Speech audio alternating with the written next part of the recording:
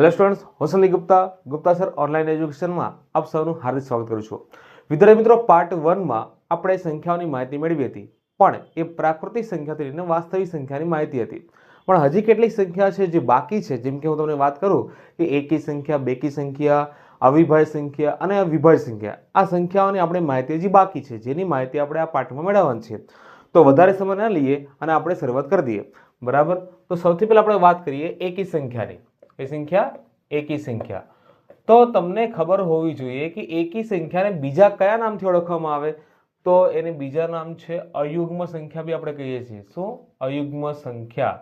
Okay, હવે અયુગ્મ સંખ્યા કે એકી સંખ્યા ઇંગ્લિશમાં પૂછ્યું તો શું કહેવાનું? તો ભાઈ આપણને ખબર હોવું પડે એવી, એને કહેવાય ઓડ નંબર. શું કહેવાય? Odd number. તો આ પણ આપણને ખબર હોય કે એકી સંખ્યા, અયુગ્મ સંખ્યા, ઓડ નંબર, ત્રણે ત્રણ એક જ છે. ઓકે, તો એમાં એક્ઝામ્પલ શું આવશે? તો ફોર એક્ઝામ્પલ અહીંયા લઈએ તો અહીંયા 1, 3, 5, 7. બરાબર, આ એકી સંખ્યા તમે જોઈ શકો છો. બધાના વચ્ચે ગેપ કેટલો છે? તો 2 નો ગેપ છે, એટલે અહીંયા 3 માંથી 1 બાદ કરો તો 2 આવશે, 5 માં 3 બાદ કરો તો કેટલો આવશે? 2 આવશે. આ દરેક એવી સંખ્યા છે કે જેને 2 વડે નિશેષ ભાગી શકાતી નથી. ઓકે, તો જે સંખ્યાને 2 વડે નિશેષ, આ નિશેષ એટલે કે શેષ ન વધે, નિશેષ ભાગી ન શકાય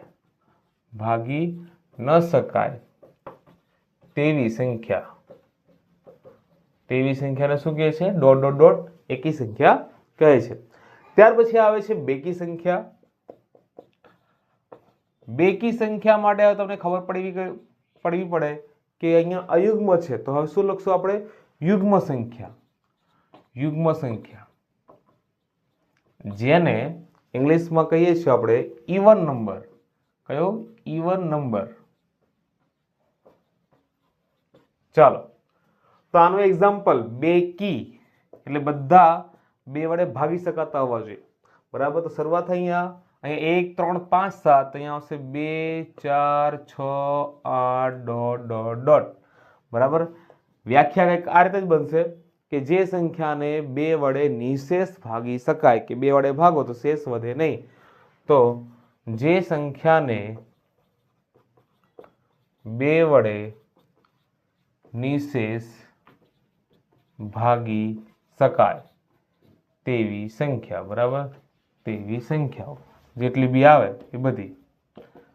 ઓકે, તો ફરીથી એકવાર સમજાવી દઉં કે એકી સંખ્યા એટલે શું? એને અયુગ્મ સંખ્યા બી કહેવાય, ઇંગ્લિશમાં ઓડ નંબર કહેવાય. એમાં 1, 3, 5, 7 વગેરે શું છે? એકી સંખ્યા છે. બરાબર, એની વ્યાખ્યા પણ કોઈ કહે તો જે સંખ્યાને 2 વડે નિશેષ ન ભાગી શકાતી હોય એ બધી સંખ્યાઓ એકી સંખ્યા છે. બરાબર, ત્યાર પછી વાત કરીએ આપણે બેકી સંખ્યા. તો બેકી સંખ્યામાં શું આવશે? કે જેને યુગ્મ સંખ્યા કહેવાય, ઇંગ્લિશમાં એને ઇવન નંબર કહેવાય. બરાબર, કે એવી સંખ્યાઓ કે જેને 2 વડે નિશેષ ભાગી શકાતી હોય, એટલે કે 2 ના ઘડિયામાં આવતી બધી. તો 2, 4, 6, 8, 10 બરાબર ચાલે કરે અનંત સુધી. ઓકે, સમજાઈ ગયું દરેકને? હવે આપણે જોઈએ અવિભાજ્ય સંખ્યા.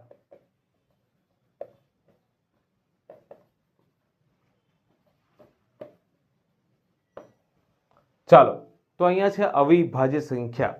ઓકે, અવિભાજ્ય સંખ્યાને ઇંગ્લિશમાં કયા નામથી ઓળખવામાં આવે? તો તમને કહી દઉં, એને કહેવાય પ્રાઇમ નંબર. શું કહેવાય? Prime number. યાદ રાખજો, અવિભાજ્ય સંખ્યાને ઇંગ્લિશમાં પ્રાઇમ નંબર કહેવામાં આવે છે. ઓકે, હવે એકી સંખ્યા થઈ ગઈ, બેકી સંખ્યા થઈ ગઈ, પણ વિદ્યાર્થીને સૌથી વધારે જો ભૂલ પડતી હોય ને એ છે વિભાજ્ય અવિભાજ્ય સંખ્યા. એમાં ખબર નથી પડતી. એ અવિભાજ્ય એટલે એકી સમજે ને વિભાજ્ય એટલે બેકી સમજે, પણ વિદ્યાર્થી મિત્રો એવું નથી. બરાબર, ધ્યાનથી સમજજો કે એમાં કેવી સંખ્યા આવશે કે જે સંખ્યાને માત્ર 2 જ અવયવ હોય. કેટલા? માત્ર 2 જ અવયવ. લખું છું એની વ્યાખ્યા કે જે સંખ્યાને માત્ર 2 જ, ખાસ ધ્યાનથી અહીંયા 2 જ અવયવ હોય. તો કયા 2? તો એક અવયવ એ સંખ્યા પોતે, બીજો અવયવ શું હશે? તો બીજો અવયવ 1.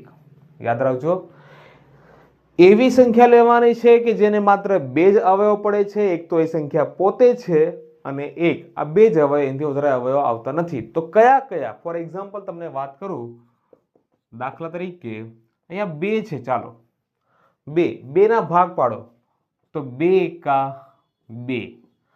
આના અવયવ કયા આવ્યા જરા જો તો અવયવની વાત કરું તો 1 અને 2, માત્ર બે જ અવયવ. એક તો એ સંખ્યા પોતે છે, તમે જોઈ શકો છો, અને એક. અચ્છા, હું અહીંયા તમને વાત કરું 7નું, ચાલો તો 7 એકા 7, તો ભાઈ એના બી અવયવ શું પડ્યા અહીંયા? તો એમાં 1 અને 7 આવ્યું, બીજું તો કઈ આવ્યું નહીં. તો આવી બધી સંખ્યાઓ કે જેને માત્ર બે જ અવયવો છે, એક તો એ સંખ્યા પોતે હોય અને એક આવે, એ બધી સંખ્યાઓને આપણે અવિભાજ્ય સંખ્યા કહીએ છીએ. બરાબર, આ વસ્તુ ખાસ ધ્યાનથી સમજી લેજો. તો એને જો શ્રેણીની વાત કરીએ, બરાબર, તો શ્રેણીની વાત કરીએ તો કંઈક આ રીતે બને. યાદ રાખજો, એક નહીં આવે, બરાબર, એક નહીં આવે, બરાબર, કેમ કે એક ને શું છે, એક એકા એક, એમાં તો એક જ અવયવ આવ્યો, બરાબર, એક જ છે. તો આપણે તો બે જોઈએ, બરાબર, એક તો એ સંખ્યા પોતે હોય ને એક જોઈએ. ઓકે, એક આવશે નહીં. તો હું જો શ્રેણી બનાવું અહીંયા, બરાબર, તો ક્યાંથી આવશે? તો 2 થી પડશે, 2 પછી 3, બરાબર, સમજો 3 ના ભાગ ન પડે, 3 એકા 3 વધારે નહીં આવે, પછી 4 નહીં, 5 આવશે, બરાબર, 6 પણ નહીં, 7, 8 નહીં, 9 નહીં, 10 નહીં, 11, 12 પણ નહીં, 13. ઓકે, આ રીતે સંખ્યા ચાલ્યા કરશે. ઓકે, હવે આમાં ઘણી બધી વસ્તુ આપણે સમજવાની છે મિત્રો, બરાબર. આમાંથી ઘણા ક્વેશ્ચન આપણને પૂછાય, તો એ કેવા પ્રકારના ક્વેશ્ચન અને આપણને ખબર હોવા પડે પાછા એવા. તો ચાલો એ બતાવો છો, ખાસ સમજો. તમને કોઈ પૂછે કે સૌથી નાની અવિભાજ્ય સંખ્યા કઈ?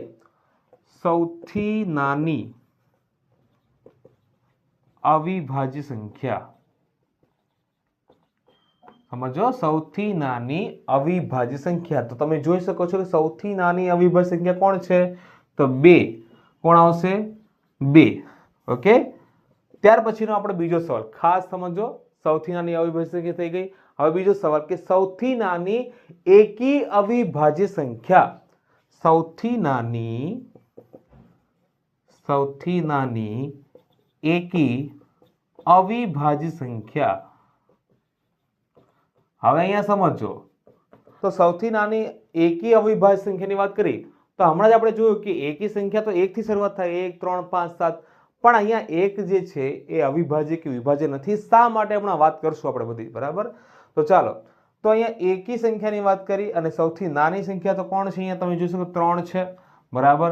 તો જવાબ આવશે 3. તો ક્યારે બી આ કોઈ ક્વેશ્ચન પૂછે કે સૌથી નાની એકી અવિભાજ્ય સંખ્યા કઈ, તો શું આવશે? 3. હવે હું તમને કેટલીક જાણકારી આપીશ કે તમારે ખૂબ ધ્યાનમાં રાખવાનું છે કે 1 થી 25 સુધીમાં, 1 થી 25 સુધીમાં આવતી અવિભાજ્ય સંખ્યા કેટલી? 1 થી 25 સુધીમાં આવતી કુલ અવિભાજ્ય સંખ્યા, બરાબર, 1 થી 25 સુધીમાં આવતી કુલ અવિભાજ્ય સંખ્યા કેટલી છે? ખાસ ધ્યાન રાખજો, કેટલી આવશે? તો 9. કેટલા આવશે? 9. તમને હું જરા બતાવી દઉં કયા કયા 9. તો ચાલો તમે જોઈ શકો છો એક્ઝામ્પલ એનું. તો આ તો બેઠું લખી નાખીએ આપણે 1 થી 25 સુધીમાં. તો અહીંયા આવશે 2, 3, 5, 7, 11, 13. ઓકે, હવે અહીંયા આપણે અટકી ગયા. હવે જો 14 નહીં આવશે કે 14 ના ભાગ પડે, 15 બી નહીં આવે, 15 ના ભાગ પડે, 16 પણ નહીં આવે તો શું આવશે? 17. પછી 18 ના ભાગ પડે, 19, 19 ના ભાગ ન પડે, 19. પછી 20 ના ભાગ પડે, 21 ના પડે, 22 ના પડે, 23 આવશે અહીંયા, બરાબર. તો 24 ના ભાગ પડે, 25 ના ભાગ પડે. હવે જરા જુઓ તો કેટલા છે, ગણો તો 1, 2, 3, 4, 5, 6, 7, 8, 9. તો ટોટલ 1 થી 25 સુધીમાં 9 સંખ્યા આવે. એટલે કેવી? અવિભાજ્ય. ખાસ યાદ રાખજો, 1 થી 25 સુધીમાં આવતી અવિભાજ્ય સંખ્યા કેટલી છે? તો 9. ચાલો, હજી ઘણી બધી અહીંયા આપણે નાના ક્વેશ્ચન ધ્યાનમાં રાખવાનું છે, બરાબર. તો હવે આપણે વાત કરીએ 1 થી 50 સુધીમાં કેટલી સંખ્યા આવે અવિભાજ્યની? તો 1 થી 50 સુધીમાં આવતી કુલ અવિભાજ્ય સંખ્યા. ચાલો 1 થી 25 ની વાત કરીએ તો 9 આવી ગયા. હવે 1 થી 50 ની વાત કરીએ તો ટોટલ આવશે 15. તમે જાતે આગળ ટ્રાય કરી શકો છો, પણ આપણે શોર્ટમાં યાદ રાખવાનું છે કેટલા આવશે, 15 આવશે. એ જ રીતે 1 થી 100 ની વાત કરી દઈએ આપણે. 1 થી 100 માં આવતી કુલ અવિભાજ્ય સંખ્યા આવશે 25. બરાબર. આ ડાયરેક્ટલી યાદ રાખજો, તમારે ખૂબ જ કામમાં આવશે. કોઈ પણ પૂછશે તો ખબર પડે કે 1 થી 25 માં કેટલી આવે તો 9, 1 થી 50 માં તો 15, 1 થી 100 માં તો 25. બરાબર. હવે હજી એવા ક્વેશ્ચન તમને આપું છું કે બે અંકની સૌથી મોટી અવિભાજ્ય સંખ્યા. તો બે અંકની જો સૌથી મોટી સંખ્યા હોય, બરાબર, છેલ્લા તમને વાત કરી કે બે અંકની સૌથી મોટી સંખ્યા 99 છે. 99 ના ભાગ પડે, ઓકે, 98 ના ભાગ પડે, પણ કઈ આવશે 97. 97 ના ભાગ પડતા નથી, એટલે 97 એકા 97 થાય, એનું કાંઈ થાય નહીં. એટલે બે અંકની સૌથી મોટી અવિભાજ્ય સંખ્યા આવશે અહીંયા 97. ચાલો એ જ રીતે 3 અંકની સૌથી મોટી અવિભાજ્ય સંખ્યા, બરાબર, 3 અંકની સૌથી મોટી અવિભાજ્ય સંખ્યા એ પણ લખાવું છું, યાદ રાખજો. કેટલા આવશે? 997. કેટલા? 997. 3 અંકની. જો મેં જેટલી વસ્તુ એ લખાવ્યું છે ખાસ, સૌથી નાની અવિભાજ્ય સંખ્યા તો 2 છે. સૌથી નાની એકી અવિભાજ્ય સંખ્યા તો કેટલા છે? 3 છે. ત્યાર પછી 1 થી 25 સુધીમાં આવતી કુલ અવિભાજ્ય સંખ્યા કેટલી છે? 9. અહીંયા ટપકું કર્યું છે, બરાબર, ધ્યાન આપજો. 1 થી 25 સુધીમાં 9. ત્યાર પછી 1 થી 50 સુધીમાં આવતી કુલ અવિભાજ્ય સંખ્યા 15 છે. પછી 1 થી 100 સુધીની વાત કરીએ તો 25 છે. બે અંકની સૌથી મોટી અવિભાજ્ય સંખ્યા છે તો 97. ત્યાર પછી 3 અંકની સૌથી મોટી અવિભાજ્ય સંખ્યા છે 997. હજી મારે તમને બે વસ્તુ કહેવાનું છે કે જ્યારે પણ બે અવિભાજ્ય સંખ્યાનો લસા લઈએ ને, અવિભાજ્ય સંખ્યાનો લસા લઈએ તો લસા કેટલો આવે? તો લસા એ બે સંખ્યાના ગુણાકાર જેટલો જ હોય, બરાબર. બે અવિભાજ્ય સંખ્યાનો લસા એ બંને સંખ્યાના ગુણાકાર જેટલો જ હોય. કેટલો હોય? એ બંને સંખ્યાના ગુણાકાર જેટલો જ હોય. અંડરલાઈન કરી દઉં છું, ધ્યાન રાખજો, બરાબર. તો ગુસ્સા કેટલો થાય સમજો. અહીંયા જો લસા એ બંને સંખ્યાના ગુણાકાર જેટલો હોય તો ગુસ્સા હંમેશા કેટલો હોય તમને હમણાં સમજાવું છું, જરા જુઓ તો. અહીંયા આ બંને અવિભાજ્ય સંખ્યા છે. હવે ગુસ્સા શું થાય કે બંનેમાં કોમન, તો બંનેમાં કોમન શું છે તમે જોઈ શકો છો, એક જ છે. એટલે કોઈ પણ અવિભાજ્ય સંખ્યા હોય ને, બે અવિભાજ્ય સંખ્યા હોય અને ગુસ્સા લેવાનું કે, બરાબર, તો હંમેશા ગુસ્સા કેટલો આવશે? 1, અને લસા કેટલો આવશે? બંને સંખ્યાના ગુણાકાર જેટલો. ઓકે વિદ્યાર્થી મિત્રો, હવે આપણે જોઈશું વિભાજ્ય સંખ્યા. મારા ખ્યાલ તમને આમાં ખ્યાલ તો આવી ગયો હશે. હા, ખાસ જો તમને વિડીયો ગમતો હોય તો ખાસ કરીને વિડીયો લાઈક કરજો, શેર કરજો અને સબસ્ક્રાઇબ કરજો. કેમ કે અહીંયા બધા વિડીયો જોઈ તો લ્યો છો, સમજવી પડી જાય છે, પણ એનો કોઈ રિસ્પોન્સ આપતા નથી. એ આપણા માટે બહુ મહત્વની વાત છે, બરાબર. તો ચાલો હવે આપણે જોઈએ વિભાજ્ય સંખ્યા.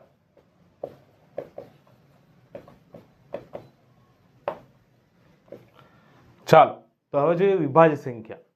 તો વિભાજ્ય સંખ્યાને સૌથી પહેલા આપણે જોઈએ કે ઇંગ્લિશમાં શું કહેવાય, તો એને કહેવાય કોમ્પોઝાઇટ નંબર અથવા તો કોમ્પોઝિટ નંબર, તમે જે બોલો એ, બરાબર. કોમ્પોઝાઇટ કે કોમ્પોઝિટ, તમને જે યોગ્ય લાગે તમે યાદ રાખી શકો છો, બરાબર. એને કહેવાય વિભાજ્ય સંખ્યા. ઓકે, હવે વિભાજ્ય સંખ્યાની વ્યાખ્યા શું છે? તો જે સંખ્યાઓને બેથી વધારે અવયવ હોય તેને વિભાજ્ય સંખ્યા કહે છે. 2 થી વધારે અવયવ હોય તો પેલા આપણે એક્ઝામ્પલ જોઈ લઈશું, પછી આપણે આગળ વધશું, શ્રેણીની વાત કરશું. તો એક્ઝામ્પલની વાત કરું તો શું આવશે? તો હું તમને 4 ની વાત કરું. ચાલો તો 4 ના ભાગ પાડીએ. તો એક તો 4 એકા 4, બીજું શું આવશે? 2 દુ 4, તો જે સંખ્યાઓને 2 થી વધારે અવયવ હોય તો આના અવયવ કેટલા મળ્યા જરા જોઈએ આપણે. તો અવયવની વાત કરું તો અહીંયા આવ્યા 1 2 4, 1 2 4, એવું નહીં કે બે વાર લખવાનું. તો અહીંયા ટોટલ આપણને 3 અવયવ મળે છે. કયા? 1 2 અને 4. તો 2 થી વધારે અવયવ થયા. ચાલો 6 ની જ વાત કરું તો 6 માં શું આવશે? તો પહેલા તો 6 એકા 6, પછી 3 દુ 6. ઓકે, તો આના અવયવ જોઈ લો. તો આના અવયવ કેટલા આવ્યા? તો તમને ખબર પડી ગઈ હશે હવે કેટલા આવ્યા? 1 2 3 6. કેટલા આવ્યા? 1 2 3 6. તો 2 થી વધારે અવયવ જો મળતા હોય ને તો એ શું છે? 2 થી વધારે અવયવ મળતા હોય તો એ છે વિભાજ્ય સંખ્યા. હવે તમે જોઈ શકો છો કે એક તો આમાં બી આવ્યો ને પેલામાં બી આવતો, એટલે કે એક જે છે ને એ અવિભાજ્યમાં પણ આવશે અને વિભાજ્યમાં પણ આવશે. એટલે એક જે થઈ ગયું, એક બરાબર, એક શું છે ખબર? એક એ તટસ્થ, બરાબર, તટસ્થ સંખ્યા છે. કેવી છે? તટસ્થ સંખ્યા અથવા તો વિશિષ્ટ સંખ્યા છે. બરાબર, એક શું છે? એક એ તટસ્થ અથવા તો વિશિષ્ટ સંખ્યા તમે કહી શકો છો કે જે બંનેમાં આવે છે. બરાબર, આ વસ્તુ આપણે મગજમાં રાખવાનું છે. ચાલો ત્યાર પછી વાત કરું હવે આની શ્રેણી. થોડી ઘણી આપણે વાત કરી લઈએ કે ક્યાં સુધી આપણે લઈએ. તો 1 2 તો આવવાનો છે નહીં, 3 પણ નહીં આવે. તો શરૂઆત ક્યાંથી? 4 થી. ઓકે, 5 એ પણ અવિભાજ્ય, તો 6. 7 પણ નહીં, તો શું આવશે? 8. પછી 9 10 11 નહીં, 12. આ રીતે શ્રેણી ચાલ્યા કરશે. બરાબર, 13 તો આવશે નહીં. ઓકે, તો આ રીતે આપણને વિભાજ્ય સંખ્યા મળશે. ઓકે, હવે સવાલ એવો પૂછાય આપણને કે સૌથી નાની વિભાજ્ય સંખ્યા કઈ? ચાલો જરા ધ્યાનથી હો. સૌથી નાની વિભાજ્ય સંખ્યા કઈ? તો દેખાય છે આપણને કે સૌથી નાની હોય તો એ કોણ છે? 4. ત્યાર પછી સૌથી નાની એકી વિભાજ્ય સંખ્યા, સૌથી નાની એકી વિભાજ્ય સંખ્યા. તો તમને આમાંથી ખબર પડી જવી પડે, મેં લખ્યું છે બોર્ડ પર કે સૌથી નાની એકી વિભાજ્ય સંખ્યા કોણ છે? અહીંયા 9. 9 એ એકી સંખ્યા પણ છે, પણ અહીંયા વિભાજ્ય સંખ્યા પણ આવે છે જેના ભાગ પડશે. બરાબર, 9 એકા 9, 3 તેરી 9. ઓકે, તો અહીંયા સૌથી નાની એકી વિભાજ્ય સંખ્યા કઈ આવશે? 9. તો આ ધ્યાનમાં રાખવાનું છે બધાએ. ચાલો હજી એક વસ્તુ જે ખૂબ જ અગત્યનું છે કે 1 થી 100 સુધીમાં, 1 થી 100 સુધીમાં આવતી વિભાજ્ય સંખ્યાઓ કેટલી? તો કેટલી આવશે?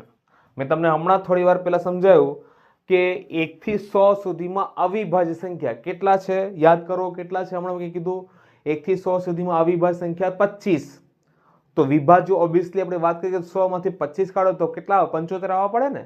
પણ આપણે શું વાત કરીએ અહીંયા કે એક જે છે એ વિશિષ્ટ સંખ્યા છે, તટસ્થ સંખ્યા છે, એ નથી અવિભાજ્ય કે નથી વિભાજ્ય. તો એકને તમારે બાદ કરી દેવું પડશે. તો તમારે આવશે કેટલા? તો 75 માંથી પણ હજી એક બાદ કરો તો કેટલા આવશે? 74. કેટલા આવશે? 74. બરાબર, તે 1 થી 100 સુધીમાં આવતી વિભાજ્ય સંખ્યા કેટલી છે? 74 છે. ઓકે, આ વસ્તુ આપણે ધ્યાનમાં રાખવાની છે. તો વિદ્યાર્થી મિત્રો હજી એક એવી સંખ્યાની વાત કરવી છે, એવી શ્રેણીની વાત કરવી છે જે કુદરતમાં પણ જોવા મળે છે. સૂર્યમુખીના આપણે જે ફૂલ છે, બરાબર, એમાં તમે જે આપણે જે પાંદડીઓ છે ને જે ગોઠવાયેલી હોય છે, બરાબર, એની વાત કરીએ કે એમાં રચના કઈ રીતની છે. તો એ રચના એક છે સંખ્યા, એક શ્રેણી છે, નામ છે ફિબોનાકી શ્રેણી. શું છે? ફિબોનાકી શ્રેણી. બહુ અગત્યની શ્રેણી છે વિદ્યાર્થી મિત્રો, ખાસ ધ્યાનમાં રાખજો. ફિબોનાકી શ્રેણી. તો આનું આપણે સમજૂતી કઈ રીતે આપશો? તો એ સમજો કે સંખ્યાઓના ક્રમિક સરવાળાથી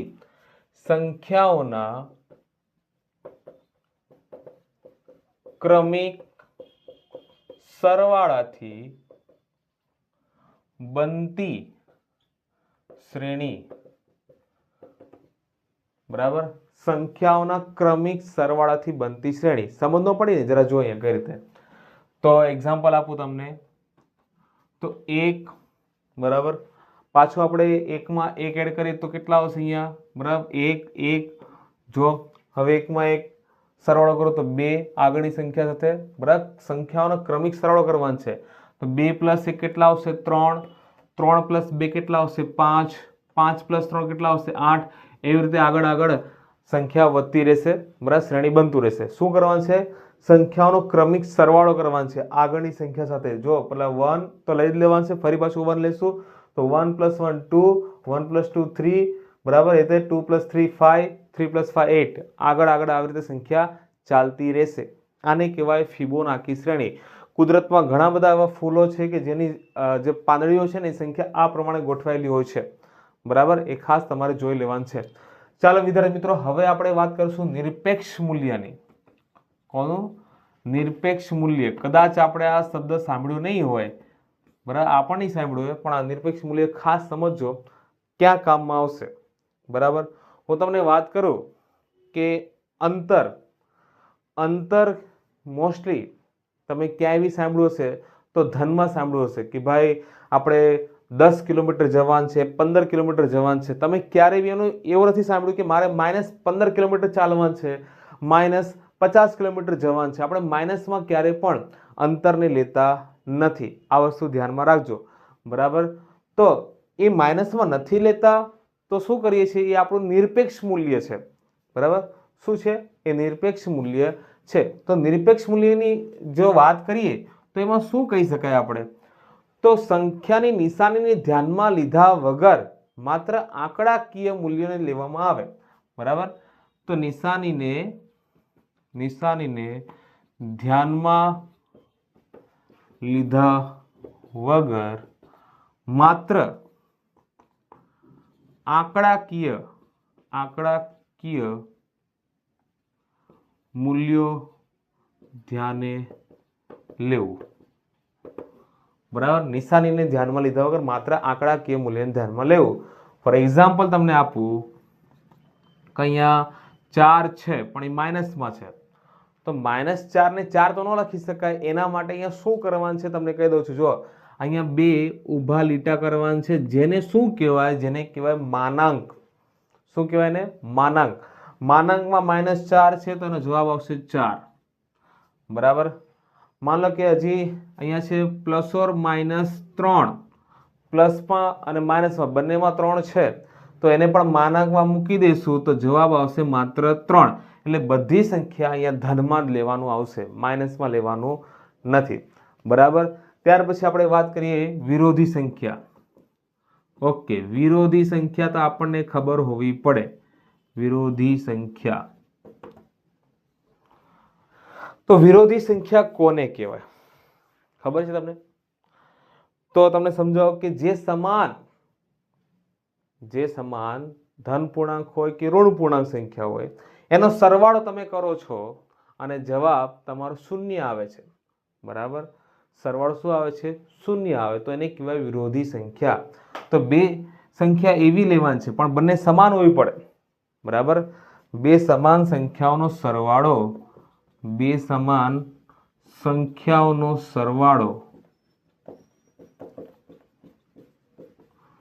0 થાય. હવે ક્યારે થાય એ તમને સમજાવો. ચાલો, ફોર એક્ઝામ્પલ 5 નો વિરોધી એટલે કે 5 નો વિરોધી સંખ્યા શું આવે? તો -5. તમે આ 5 અને -5 નો સરવાળો કરશો ને તો જવાબ શું આવશે? 0. કઈ રીતે સમજાવું? ચાલો અહીંયા જોઈ લો. તો 5 + -5 તો પ્લસ માઇનસ માઇનસ તો 5 - 5 શું આવશે? અહીંયા 0. ઓકે, આ રીતે આગળ પણ આપણે બીજા એક્ઝામ્પલ લઈ શકીએ છીએ. અને એ જ રીતે હજી એક આપણે સંખ્યા સમજાવવાની છે, એ છે વ્યસ્ત સંખ્યા.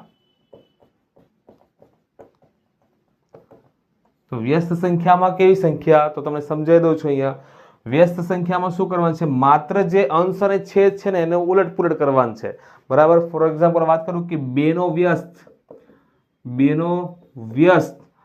તો શું આવશે? આ 2 અત્યારે ક્યાં છે? અંશમાં છે, તો લઈ જાઓ છેદમાં તો આવશે 1/2, બરાબર. એ જ રીતે વાત કરું કે 5 નો વ્યસ્ત, તો 5 નો વ્યસ્ત હોય તો 1/5. એનું ઊંધું 1/5 આપ્યું હોય કે 2/3. ચાલો, 2/3 આપ્યું હોય તો એનો વ્યસ્ત કેટલો આવશે મને કોમેન્ટમાં લખીને બતાવવાનું છે, બરાબર. 2/3 હોય તો એનો વ્યસ્ત કેટલો આવે એ મને કોમેન્ટમાં તમારે લખીને બતાવવાનું છે. તો વિદ્યાર્થી મિત્રો, આપણે આજનો વિડીયો આટલો જ લેવાનો છે, બરાબર. આપણે બધી જ સંખ્યાઓની માહિતી મેળવી લીધી છે. પાર્ટ 1 પાર્ટ 2 બંને મળીને. ખાસ ધ્યાન આપજો, તમારે પાર્ટ 1 પણ જોવું પડશે, પાર્ટ 2 ખાલી જોયું હોય તો. અને માત્ર આટલું જ કરવાથી આપણને સંખ્યાઓની માહિતી પૂરેપૂરી મળી જશે. અને આ આપણા માટે સૌથી અગત્યનું છે. તમે કોઈ પણ ધોરણમાં ભણતા હો, બધા વિદ્યાર્થી માટે આ જરૂરી છે. એટલા માટે જ કહું છું વિદ્યાર્થી મિત્રો, જો તમને વિડીયો ગમ્યો હોય અને ગમ્યો જ હશે તો લાઇક કરજો, શેર કરજો, સબસ્ક્રાઇબ કરજો. અને આપણે ફરી પાછા મળશું નવા વિડીયો સાથે, નવા લેક્ચરમાં. તો ત્યાં સુધી દરેકને જય હિન્દ, જય ભારત.